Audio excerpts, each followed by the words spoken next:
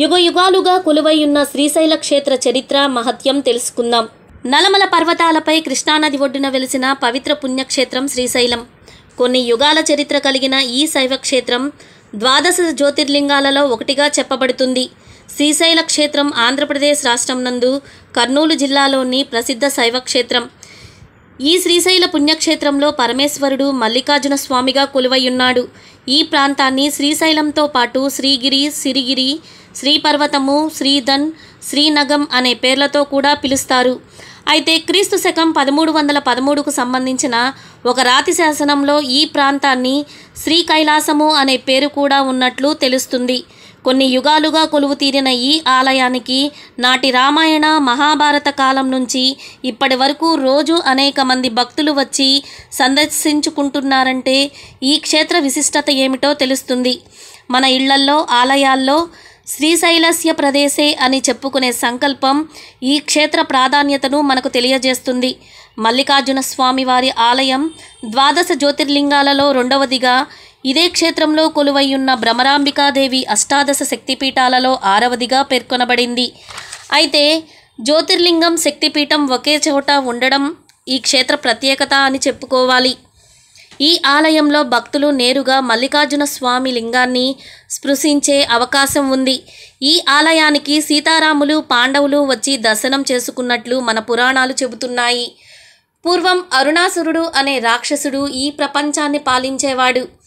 అతను చాలా కాలం పాటు గాయత్రి మంత్రం జపిస్తూ బ్రహ్మ కోసం తపస్సు చేసి ద్విపాదాలచే, చతుష్పాదాలచే మరణం లేకుండా వరం పొందాడు.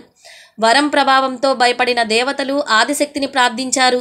అమ్మవారు ప్రత్యక్షమై అరుణాసురుడు తన భక్తుడని, గాయత్రి మంత్రం జపిస్తున్నంత వరకు అతనిని ఎవరూ ఏమీ చేయలేరని చెబుతుంది. దేవతలు పథకం ప్రకారం దేవతల గురువు అయిన బృహస్పతిని అరుణాసురుని దగ్గరికి పంపిస్తారు.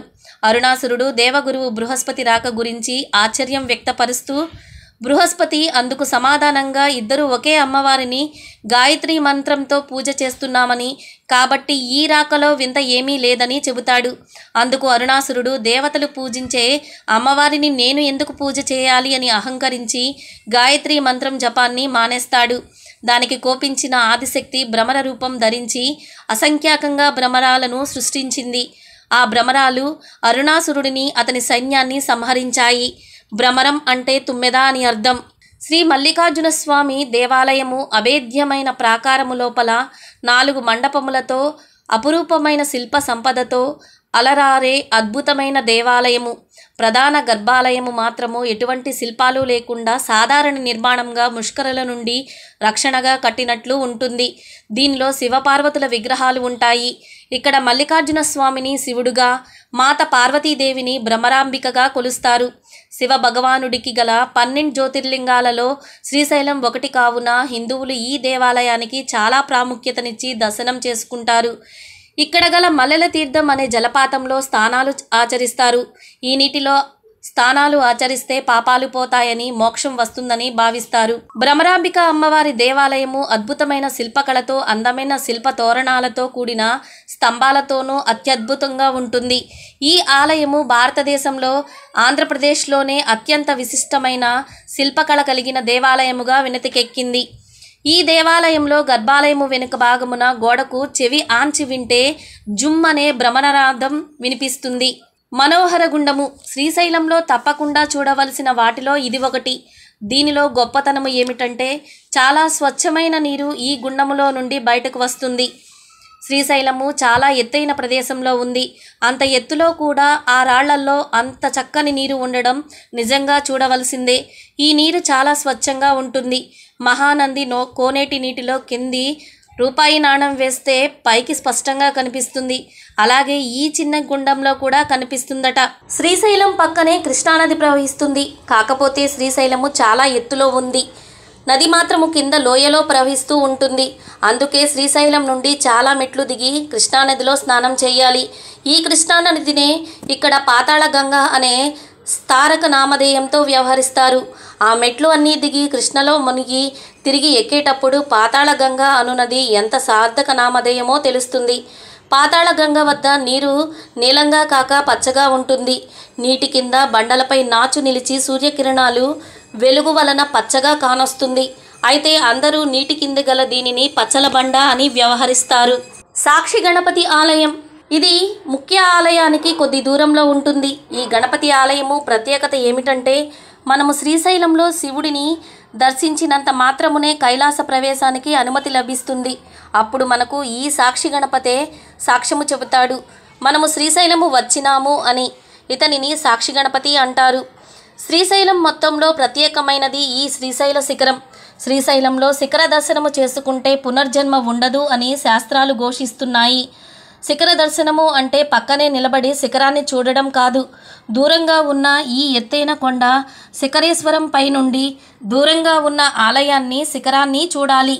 అలా చూస్తే శిఖరం కనిపిస్తే పునర్జన్మ నుండి విముక్తులవుతారని నమ్ముతారు. శిఖరేశ్వరమునకు సాక్షి గణపతి గుడికి మధ్యగా హటకేశ్వరానికి సమీపాన అందమైన లోయలో ప్రశాంత ప్రదేశంలో జగద్గురు శంకరాచార్య తపమాచరించిన ప్రదేశము ఒకటి ఉంది. ఇక్కడి శిలపై శంకరుని పాదముద్రలు కూడా ఉన్నాయి. కొండ పగులల నుండి పంచదార దారలతో ఉరికి వచ్చే జలాలు చల్లగా ఏ కాలంలోనైనా ఒకే మాదిరిగా ప్రవహిస్తూ ఒక్కొక్క దార ఒక్కొక్క రుచితో నుండుట ఇక్కడి ప్రత్యేకత. ఒక దార నుండి జలము సేవించి పక్క మరొక దాని నుండి సేవిస్తే మార్పు తెలుస్తుంది. ఆది శంకరాచార్యుడు తపస్సు చేసిన ప్రదేశం.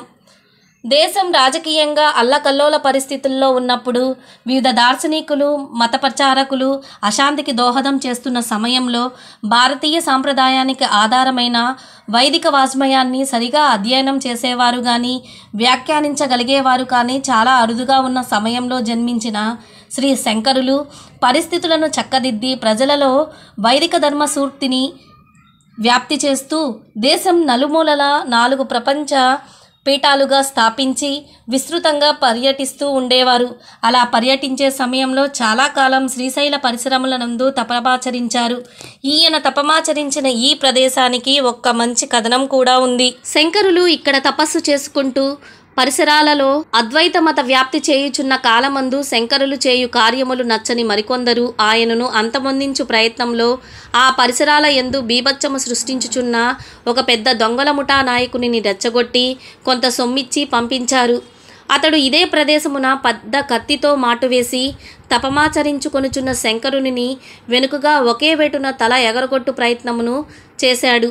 ఇక్కడ ఇది జరుగుచున్న సమయమున శంకరుని ప్రధాన శిష్యుడైన పద్మపాదుడు మల్లికార్జుని దేవాలయమున ఈశ్వరుని ధ్యానించుచూ కూర్చుని ఉండెను.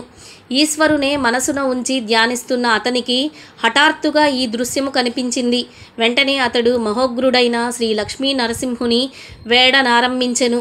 ఇక్కడ శంకరుని వధించుటకు ఉరికిన ఆ దొంగల ముఠా నాయకునిపై ఎటునుంచో హఠాత్తుగా ఒక సింహము దాడి చేసి అతడి శరీరాన్ని ముక్కలు ముక్కలుగా చీల్చివేసి ఎట్లు వచ్చిందో అట్లే మాయమైనది.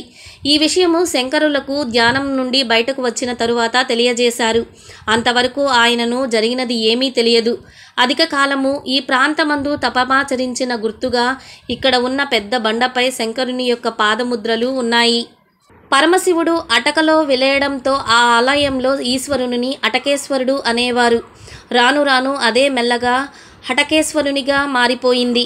హటకేశ్వర నామంతో ఈ ప్రాంతానికి రాకపోకలు సాగించే భక్తుల మాటగా హటకేశ్వరంగా పిలువబడుతోంది. ఇక్కడ చెంచులు ఆదివాసీలుగా నివసించారు. ఈ దేవాలయ పరిసరాలలో పలు ఆశ్రమములు మఠాలు ఉన్నాయి. ఇక్కడికి వచ్చేందుకు శ్రీశైల దేవస్థానం నుండి ప్రతి అరగంటకు బస్సులు ఉన్నాయి. హటకేశ్వరం క్షేత్రం గురించి చెప్పుకునేటప్పుడు మహాభక్తుడైన కుమ్మరి కేశప్ప గురించి కూడా తప్పనిసరిగా చెప్పుకోవలసి వస్తుంది. నిస్వార్థమైన సేవతో అనితర సాధ్యమైన భక్తితో సాక్షాత్తు సదాశివుడి అనుగ్రహాన్ని పొందిన కేశప్ప శ్రీశైలం సమీపంలోని ఒక గ్రామంలో నివసిస్తూ ఉండేవాడు. కుమ్మరి కులానికి చెందిన కేశప్ప తన వృత్తిని చేసుకుంటూ శ్రీశైల దర్శనానికి వచ్చే భక్తులకు భోజన వసతులను ఏర్పాటు చేసేవాడు. శివయ్య దర్శనానికి వెళ్ళేవారు అక్కడ భోజనాలు చేసి ఆయన సేవను కొనియాడుతూ దారి పొడవునా ఆయన గురించి చెప్పుకుంటూ ఉండేవారు.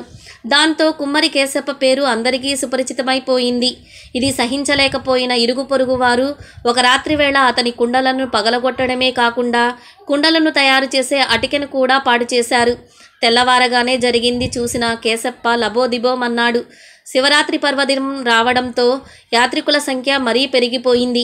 అటకే పాడైపోయినందున ఏం చేయాలో పాలుపోక కేశప్ప దిగాలు పడుతూ ఉండిపోయాడు. ఎలాగైనా అటకను బాగు చేయాలనే ఉద్దేశంతో నానా తంటాలు పడసాగాడు. అదే అదనుగా భావించిన ఇరుగు పొరుగు వారు కావాలని చెప్పేసి భోజనం కోసం అతని ఇంటికి వచ్చిన యాత్రికులను తిప్పి పంపించేశారు. అమ్మడానికి కుండలు లేవు, తయారు చేయడానికి అటకే లేదు. యాత్రికులను సాదరంగా ఆహ్వానించిన కేశప్ప ఎలా భోజనాలు ఏర్పాటు చేయాలో తెలియక పెరట్లో కూర్చుని కన్నీళ్లు పెట్టుకున్నాడు.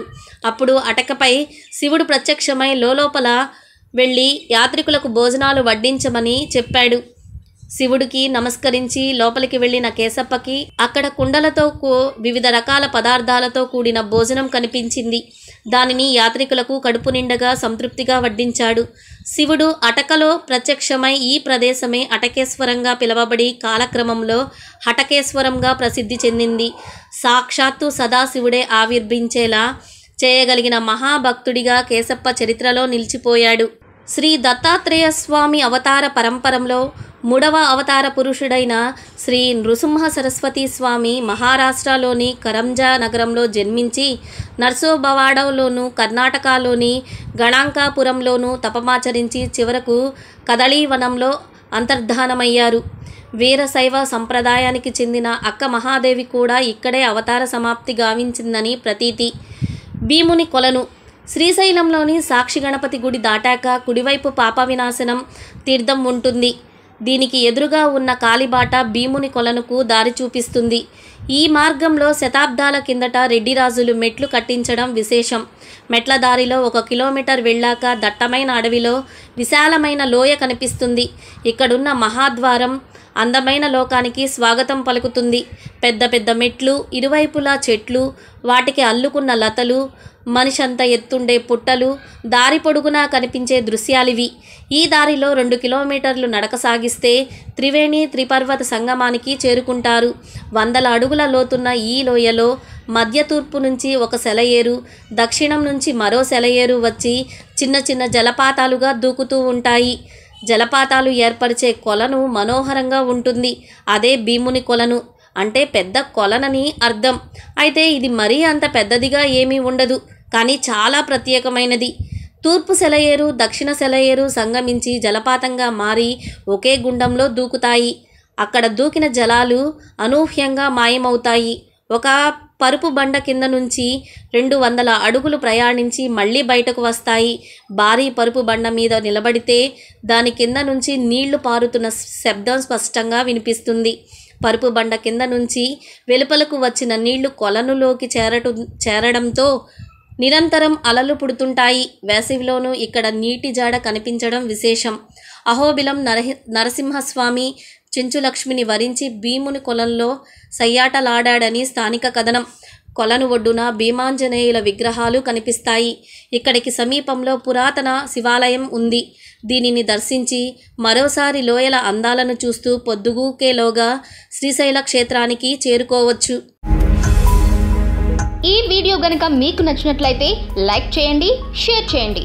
మరిన్ని వీడియోస్ కోసం మా ఛానల్ను సబ్స్క్రైబ్ చేయండి.